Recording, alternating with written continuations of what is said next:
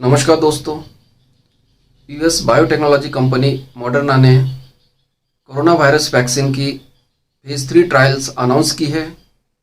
ये जुलाई महीने में 30,000 वॉलंटियर्स पे इस वैक्सीन का एक्सपेरिमेंट करने वाले हैं।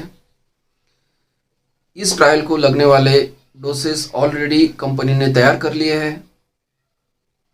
ये जो वैक्सीन है इसका नाम है mRNA-1273।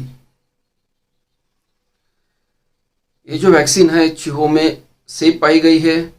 इसकी जो फर्स्ट फेज की ट्रायल्स थी, इसमें जिन लोगों को ये वैक्सीन मिली थी उनके शरीर में कोरोना वायरस के खिलाफ लड़ने के लिए एंटीबॉडीज तैयार हुए थे और ये सेफ पाई गई थी। फर्स्ट फेज का डाटा एनालाइज करके थर्ड फेज में इस वैक्सीन का डोज 100 माइक्रोग्राम रखा गया है। ये डोज इस तरह डिसाइड किया गया है कि इसके साइड इफेक्ट ज़्यादा ना हो और आपके शरीर में एडिक्वेट इम्यूनिटी तैयार हो। ये जो मैसेंजर आरएनए वैक्सीन है ये स्पाइक प्रोटीन को इनकोड करती है।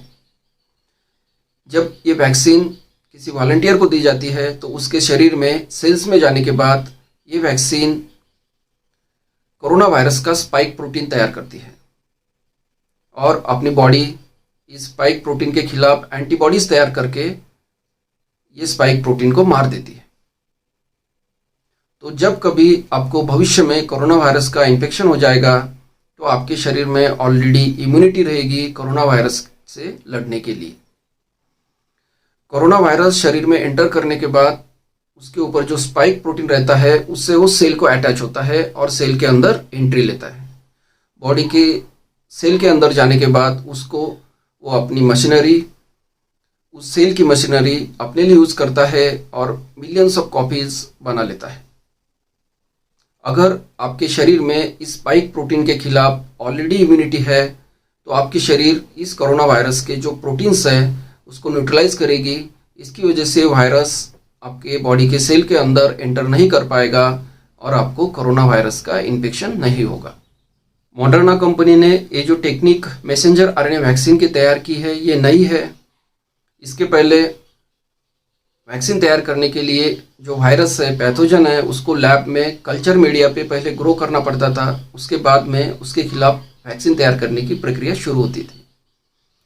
लेकिन अभी वायरस का जेनेटिक कोड मिलने के बाद वैक्सीन पे काम करना शुरू करना आसान है।